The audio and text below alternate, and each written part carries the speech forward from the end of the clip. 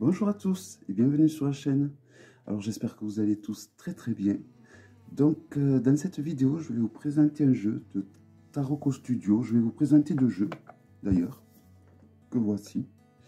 Donc pour l'instant, je vais vous présenter le Sibyl's Tarot. Donc Taroko Studio, pour ceux qui ne connaissent pas, c'est une petite maison d'édition comme Baba Studio, comme Core Magic de Wasima, comme la maison d'édition de Celia. Voilà, c'est donc des petites maisons d'édition qui font pas beaucoup de jeux à l'année, mais qui font des jeux de qualité et assez différents des uns des autres, bien que les deux que je vais vous présenter sont déjà un thème dans lequel ils ont déjà quand même fait deux jeux, donc ça en fait deux de plus, mais comme quoi, quand c'est bien fait et que c'est joli, on y revient. Voilà, donc c'est un jeu à noir et blanc avec un peu de dorure. Donc je me cache pour que le focus se fasse. Ils ont enlevé le code barre. Avant, il y avait des codes barres sur les boîtes. Et alors, grande nouveauté, c'est des boîtes rigides. Alors, avant, ça arrivait dans des boîtes en carton souple, comme le tarot de Marseille de Grimaud, comme le Jodorowsky, comme les tout premiers le Scarabeo. Là, ça arrive vraiment dans des boîtes en dur, en fin. Donc, voici l'intérieur, tout blanc. Comme les arcanes, j'ai envie de dire, elles sont immaculées de blanc, vous voyez. Le dos est magnifique. Donc à trois couleurs, noir, blanc et doré. Il y a un tout petit gayebook pour dire qu'il y a un gayebook. Car il fait 1, 2, 3, 4, 5 pages. Donc de façon très sommaire, vous avez donc une description des arcanes majeurs. Et au niveau des mineurs, c'est assez bref, mais voilà, ça y est aussi. C'est suffisant. Bon, si vous connaissez le rider, il suffit d'appliquer le rider dessus. Et sinon, il suffit de prendre un livre en français sur le rider et voilà. Les cartes sont de très bonne qualité. Elles sont très bonnes. Elles sont de bonne qualité. Elles sont de qualité correcte. Elles sont de bonne qualité parce que c'est des cartes qui sont assez grandes. Regardez par rapport à un Grimaud.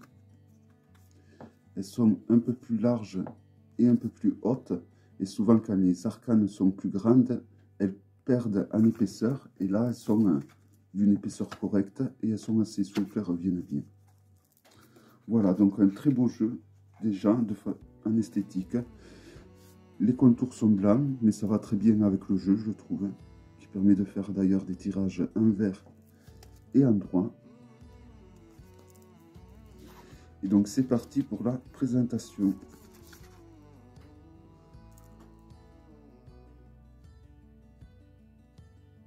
Ah, c'est terrible, c'est vrai que le focus ne marche pas si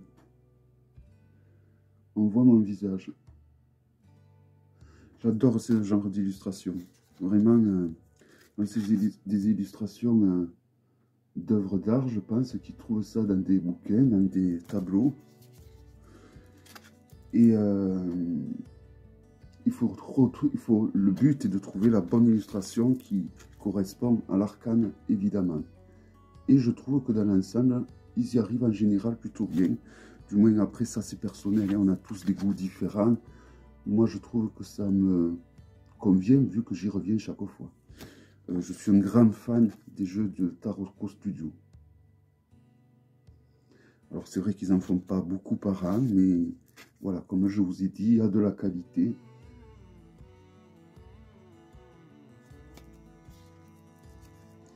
La force. Donc la force qui est bien en 8, donc comme un rider.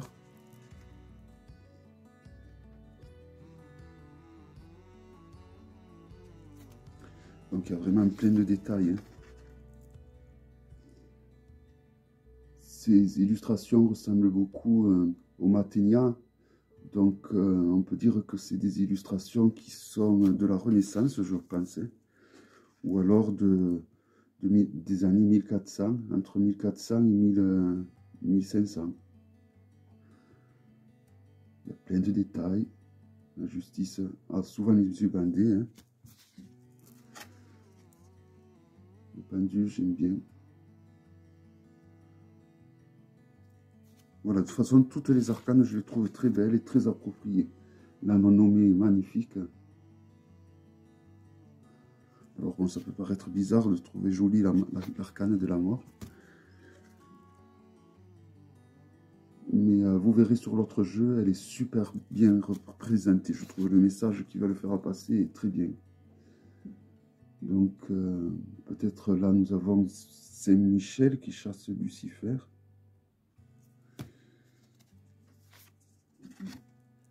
Là, pareil, nous avons les anges de Dieu, donc qui chassent les anges déchus aux enfers.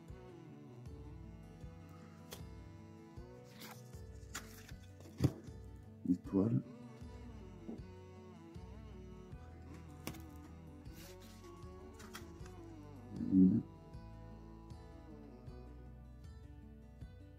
Donc il y a des anges sur les cartes, sur les arcanes, je veux dire, sur certaines, pas sur toutes. Sur d'autres, il semblerait que qu'il s'agit de dieux grecs, on dirait. Il m'a semblé reconnaître Hermès sur certaines. Je crois qu'on l'a passé d'ailleurs. Et donc là, on arrive à la série des épées.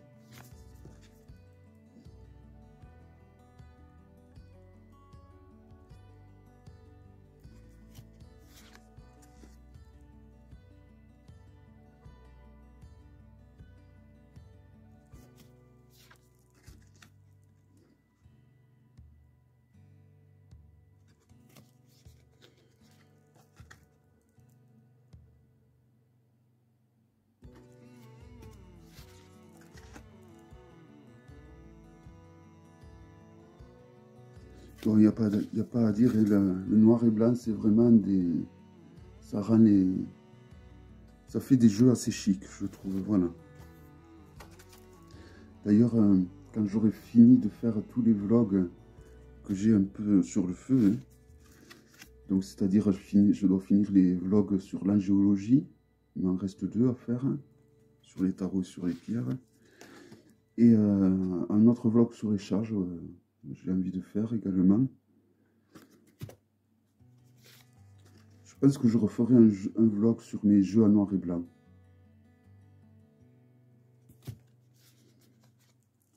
Parce que, voilà, donc les personnages d'épée sont les plus musclés. Ils sont vraiment... les cavaliers et le valet sont vraiment boostés, je sais pas à quoi, mais ils ont des muscles incroyables.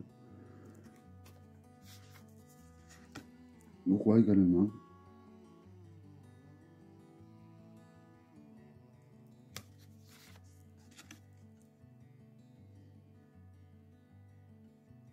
Voilà, vous allez voir les autres personnages de cour. Il y en a de musclés, mais pas à ce point quand même, je trouve. Donc là, nous sommes à la série des bâtons. 2.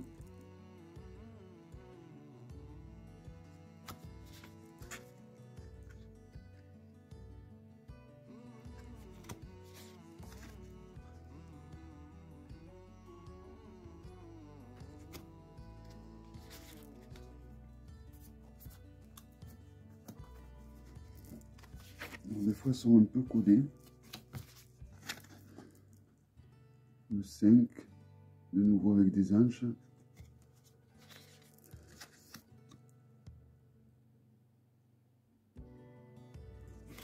Le 7 de bâton, donc avec la fameuse illustration donc, de Saint-Michel ou Saint-Michael qui renvoie donc Lucifer aux enfers.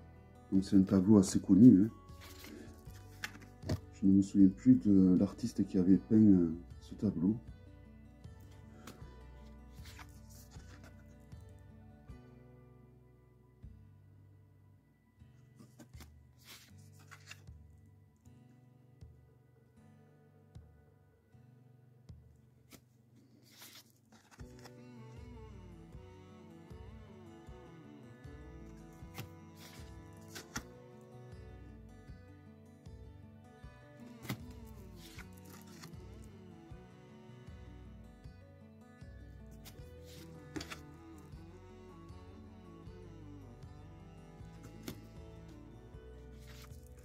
et la série de coupes. Donc je ne sais pas si vous avez vu, pour les personnages de cour étaient beaucoup moins musclés que ceux des épées. Et alors ceux de coupe, c'est encore plus flagrant. Et même ça, je trouve que c'est bien choisi parce que bon, les épées, c'est le combat, donc c'est bien de les faire peut-être un petit peu plus musclés et plus apprêtés au combat que les autres personnages de cour.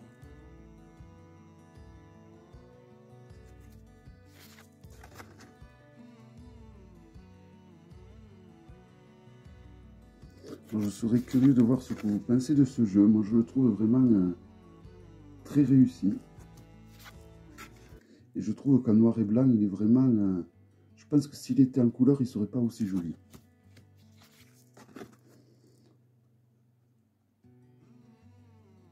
Le fait qu'il y ait un cadre, donc c'est-à-dire que l'image, elle n'est pas en plein milieu de l'arcane, pareil, je trouve que ça le rend encore plus joli.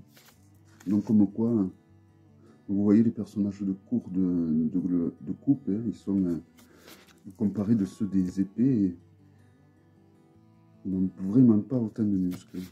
Donc c'est vraiment bien, je trouve, calculé. Et les deniers.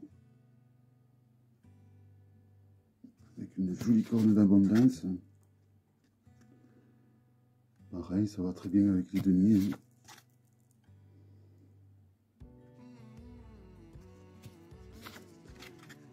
Ils sont assez faciles à interpréter, je trouve.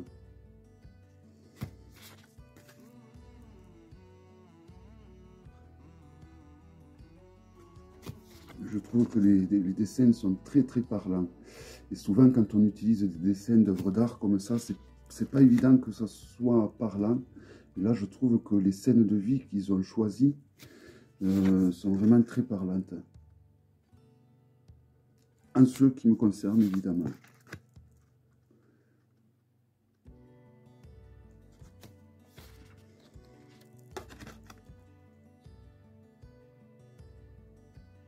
Donc voilà, vous voyez là, les personnages de cour des deniers vont être plutôt bien habillés.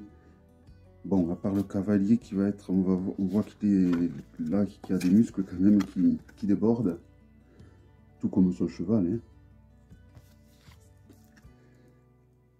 Mais le roi, par exemple, voilà, on voit que c'est quelqu'un qui a de l'argent, quoi.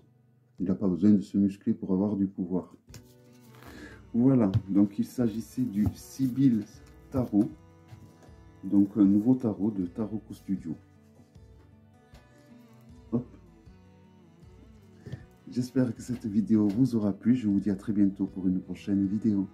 Bye bye.